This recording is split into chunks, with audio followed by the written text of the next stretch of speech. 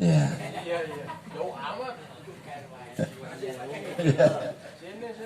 Iya, iya. Beliau pernah ngajarin saya. Menjadi guru saya. Dari sekian banyak yang telah kita lewati bersama, dari hari-hari yang telah kita lewati, begitu banyak nasihat yang telah kita lalui bersama ya. Cuman kadang-kadang karena kita nggak fokus, akhirnya ya begitu dah. Makanya sampai Rasulullah SAW bersabda, kullu salikin ghayah wa ghayatus salik al-maut. Rasulullah SAW bersabda, setiap peniti jalan, yang meniti jalan itu pasti memiliki tujuan. Dan tujuan bagi setiap peniti jalan adalah, tahu peniti nggak? Bukan peniti bukat itu, yang meniti, ya. Bukan peniti ya. Yang meniti jalan pasti memiliki goyah, memiliki tujuan. Dan tujuan daripada setiap peniti jalan adalah kematian.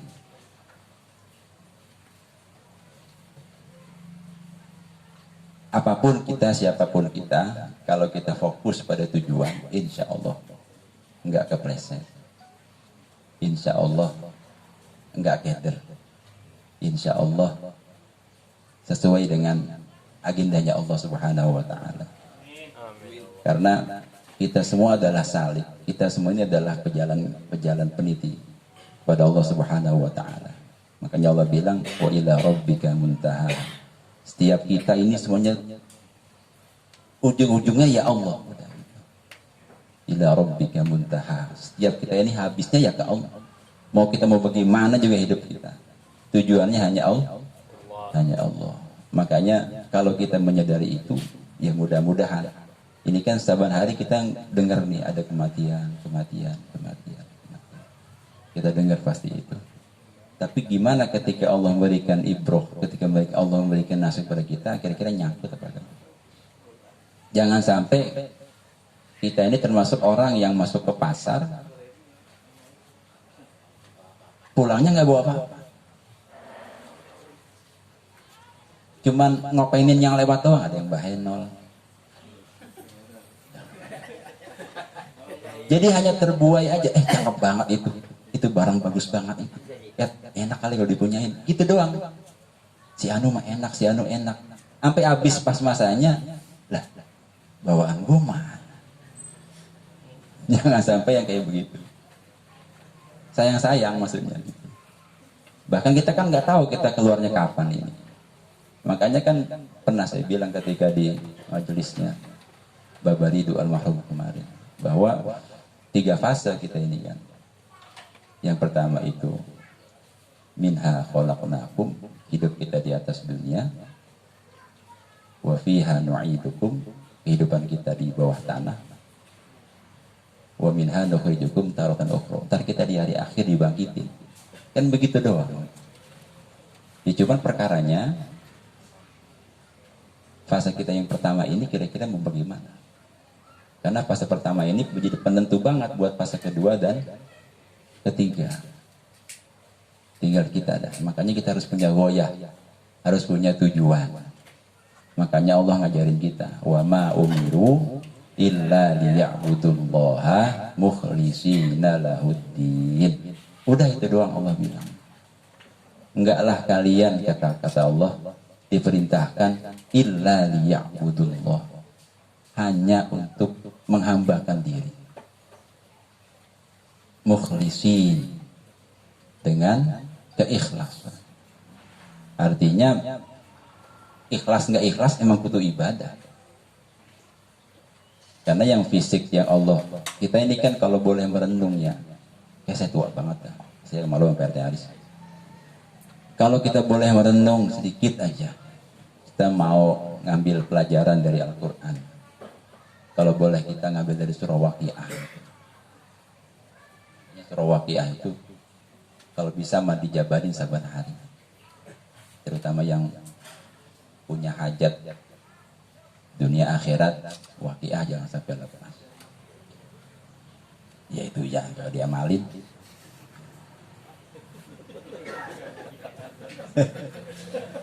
Iya, apa kata Allah? Eh, dalam surah Waqiah, Allah menggambarkan bagaimana biar kita ini bisa eling. Gitu. Yang pertama kata Allah, afara'aitum ma tumnun. Apakah kalian tidak berpikir, tidak melihat dari mana kita tercipta?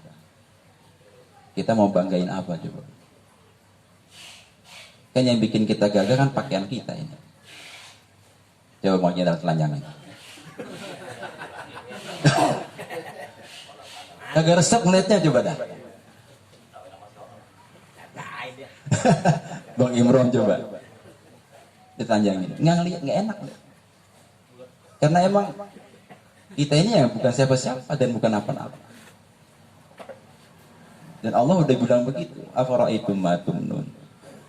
Emang enggak kalian lihat itu gimana kalian tercipta? Kalian kan tercipta hanya dari cipratan air. Maaf banget ini, itu udah dewasa semua ya.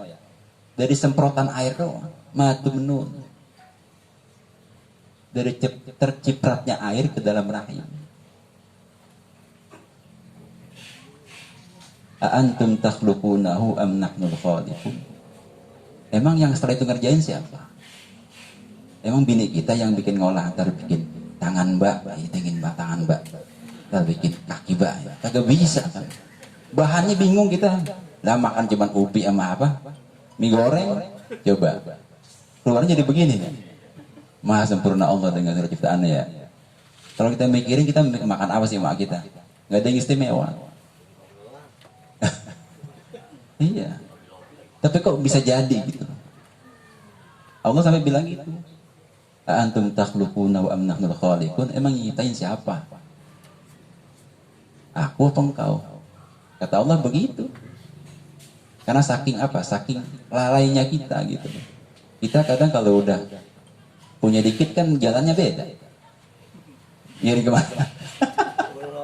Udah beda. La ilaha illallah. Orang pakai sandal jepit sama pakai pastut pantopel, jalannya beda. Maaf, Mbak. Oh, pakai sandal sekarang. Oh iya. Iya. Iya. Makanya terkadang begitu dengan status gitu loh. Jadi merubah kepribadian seorang. Makanya betapa pentingnya khuyala itu. Sampai Allah dalam surah Az-Zumar bilang, al-khuyala, bukan al-khuyala, teman karibmu, kata Allah, sebagian dari mereka akan menjadi musuh bagimu, kecuali orang-orang yang bertakwa. Yang kedua kata Allah, setelah kita disadarkan dengan proses penciptaan kita ya, kita kalau kata Bang Omama dari air yang hina, dari air yang hina, karena keluarnya dari tempat yang hina, nggak usah disebut ya, punya semua kan? Punya semua. Nggak tahu masih pengungsi nggak Bang? Oh masih. Oh, udah nggak begitu. Yang kedua, afara'aitum ma tahrusun aantum tazra'unahu am nahnu zari'un. Kalau istilah cocok tanam itu biasanya dipakai buat apa? Cocok tanam. Ini perkara kita punya keturunan. Yang pertama kita dinasihati oleh Allah, mbok ya sadar diri kita ini tercipta dari air mani yang diciptakan oleh orang tua kita.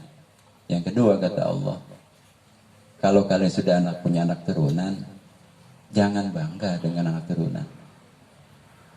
Karena apa kata Allah? Antum tahrusuna wa nahnu zari'un. Law nasha'u laja'alnahu hutaman fadautum tafakkahu. Karena yang bikin kita punya anak itu kan Allah.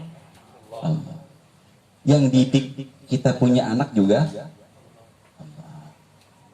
Sukses gagalnya anak itu di mana ketentuan Allah. Kita hanya diberikan amanah. Karena bisa jadi dari setiap anak itu ada yang gagal, ada yang sukses. Ibarat kita nanam pohon, kalau mangga kan kagak semuanya jadi berbuah cakep. Ada yang pentil udah jatuh, ada yang matang sebagian, belum udah matang tak tahu udah dimakan jodoh. Nah itu kata Allah, emang yang nanam siapa, yang numbuhin siapa? Kata Allah kan gua. Yang kedua kata Allah, afara'aitumul ma'al ladzi tashrabun a antum anzaltumuhu minal muzni am nahnul munzilun law nasha'u ja'alnahu ujajan walaula tashkurun. Yang ketiga Allah ngasih nasihat begini, afara'aitumul ma'al ladzi tashrabun. Kalau air itu diistilahkan dalam kata orang tua kita mah, itu rezeki. Apa yang kita punya sekarang, apa yang kita miliki sekarang, itu pada hakikatnya bukan dari kekuasaan kita, bukan karena kecerdasan kita, bukan karena kita punya kolega yang banyak. Sampai Allah bilang begitu, emang yang ngasinin laut siapa? Kata Allah begitu. Kalau Allah nggak menjadikan orang-orang terdekat kalian mendekat pada kalian untuk membeli, nggak ada yang akan beli. Kita dagang nih, kalau Allah nggak arahin itu orang buat mampir, kita punya warung, nggak akan mampir. Semuanya dari kehendak. Nggak kan begitu. Yang bilang siapa? Allah sendiri. Nah yang keempat ini, afara'aitumun nurul lati turun a antum ansha'tum syajarataha am nahnul munsyi'un. Yang keempat, kalau namanya cahaya berarti aura. Amil mau dekat saya, itu bukan karena saya bagus, tapi Allah melunakkan hati Ustadz Amil pengen dekat saya, mau duduk berdampingan begini. Karena yang menutupi aib saya adalah Allah.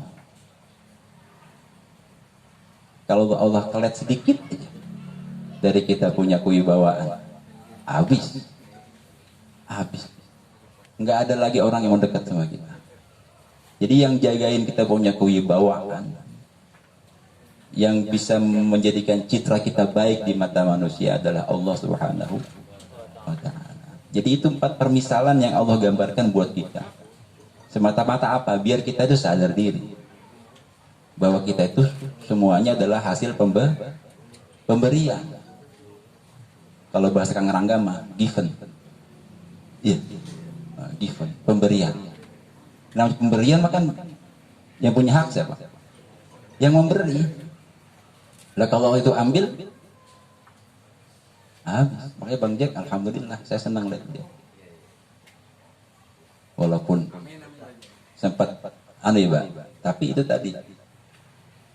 Kenapa beliau sampai kemarin shock sedikit itu? Dikit shocknya ya. Itu karena bentuk cinta kasih. Itu nggak apa-apa, Bang. Bentuk dari cinta kasih. Karena kan tahun-tahun bersama. Ketika Allah ambil, Allah pisahkan, sempat ada rasa bagaimana gitu ya. Tapi alhamdulillah, seketika langsung beliau minta dibacain Al-Ikhlas. Sebagai apa? Bentuk dari ta'abudan. Itu saja. Jadi 4 perkara yang mudah-mudahan bisa menasihati kita. Karena bagaimanapun setiap hari kita dinasehatin sebenarnya. Tinggal kita mau mengaji atau tidak, mau mengkaji atau tidak. Berikutnya, ini perkara yang enggak kalah pentingnya, mengenai fidyah. Apa itu fidyah? Kapan harus mengeluarkan fidyah? Dan bagi siapa yang punya hak untuk membayar fidyah? Dan fidyah kewajiban membayar siapa? Halo? Ahli waris. Ya baik.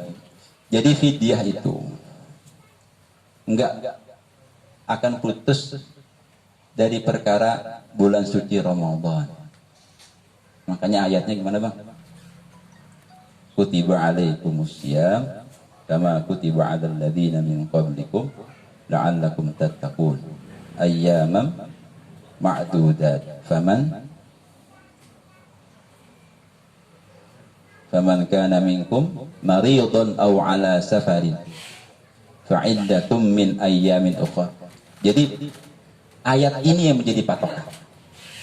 Jadi kalau bulan Ramadan, kita berada di bulan Ramadan, itu wajib untuk melaksanakan puasa di bulan Ramadan. Kecuali kata Allah, faman kana minkum maridun. Kalau ada yang sakit. Yang sakit itu bagaimana? Dalam tafsir jalan lain dikatakan yang sakit itu ada dua. Yang pertama, orang yang sudah tua renta, usia 80 ke atas. 70 masih wajib kok. Oh, masih wajib 70. Yang kedua, orang yang sakitnya nggak akan sembuh atau sakit yang menahun. Itu yang diperbolehkan tidak puasa. Lalu gimana mereka? Fafidiyatun. Yang pertama itu harus mengganti puasa, bukan bagi mereka. Kalau mereka udah nggak akan mampu karena sudah sepuh. Dan yang kedua, sakit yang menahun. Bagi mereka apa? Diganti dengan fidyah. Kalau orang yang haid, orang nifas, itu kewajibannya mengqadha.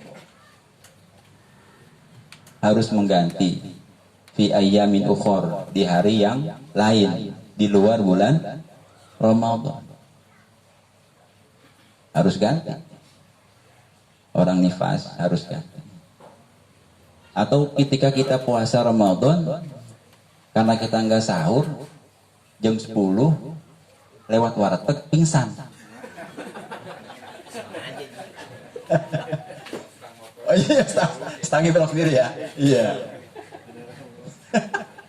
Pingsan. Bangun-bangun maghrib. Itu boleh langsung. Jangan dibatalin. Tapi kalau memang dia pingsan pas udah dibangunin disuruh minum, ya minum. Habis minum puasa lagi. Atau dia nanti mengqadha. Karena itu kan ilat ya. Lalu kapan ini setiap orang yang punya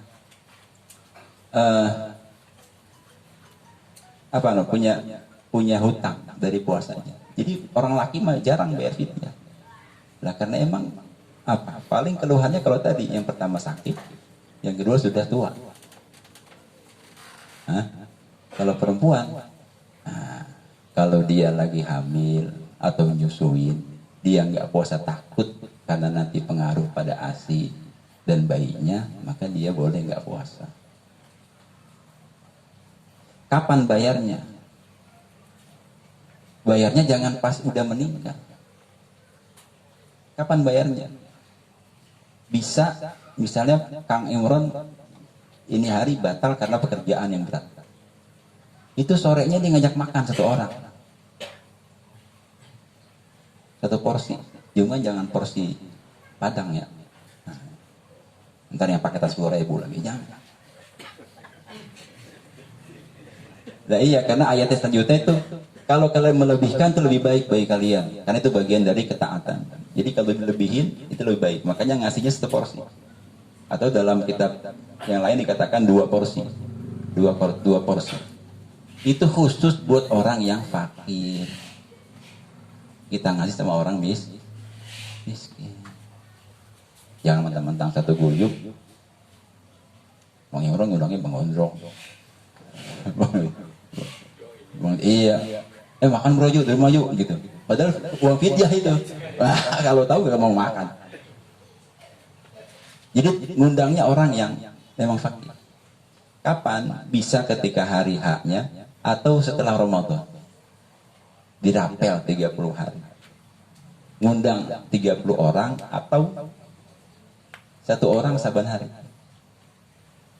Imam Nawawi bilang boleh 1 orang buat 30 hari boleh. Tapi ada yang mengatakan lagi, undang aja 30 orang buat rumah makan bareng. Itu sudah. Jadi jangan nunggu kelipatan-kelipatan. Ini kan yang sudah terlanjur di masyarakat kita ya Amil ya. Setiap ada kematian, biar fidyah nggak? Itu susah. Nggak tahu bilangannya berapa. Terus apalokan kita punya orang tua ninggalin puasa. Kita kan nggak tahu. Makanya sempat pada satu kejadian, saya punya guru diminta buat ikrar fidyah bang. Kata beliau, saya nggak tahu perkara ini. Karena emang mana ada ikrar fidyah itu. Itu ibarat melanjangin kita punya orang tua sebenarnya. Melanjangin kita punya saudara, misalnya ada yang meninggal nih. Mana Amil, saya atas nama ini, saya punya orang tua, punya hutang. Hutang itu aib bukan? Aib. Kalau mau ngasih fidyah, udah kasih aja PRT. Atau Amil, Ustaz Amil, saya punya orang tua ini, kemarin punya hutang puasa. Tolong bagiin ya. Udah gitu aja. Jangan pakai diumumin. Ini hutang puasanya sampai 120 hari. Masya Allah. Ini orang ngapain aja nggak puasa. Kan jadi aib. Udah gitu kadang anaknya bangga lagi. Wih, ini baru anak yang bakti kan begitu. Ngefidain orang tuanya di depan umum. Padahal itu menjadi aib. Makanya fidyah lebih cenderung memudahkan itu ketika setiap hari. Kalau emang lagi kita nggak punya duit, panggil anak kita, bang, tolong nih, abah, emak lu udah nggak kuat puasa, lu ganti fidyah dah. Begitu. Karena bagaimanapun ini menjadi ketentuan. Jadi ada tuntunan dan ada syarat yang mesti dilakukan. Kita melihat. Jadi jangan sampai jadi apa namanya? Jadi idiom, jadi stigma yang udah terlanjur di masyarakat. Setiap ada kematian, kudu ada fidyah. Jadi adat itu. Udah gitu yang takziah juga sama lagi. Yang datang, gue mau datang hari ketiga aja dah. Hari ketujuh aja dah. Emang apa? Bawa beras pulang gua. Lah. Nah ini kan jadi akhirnya begitu. Karena sudah terbentuk terlanjur jadi tradisi. Syariatnya bukan begitu. Nah ini menjadi apa ya? Menjadi satu gambaran saja bahwa kita mesti membenahi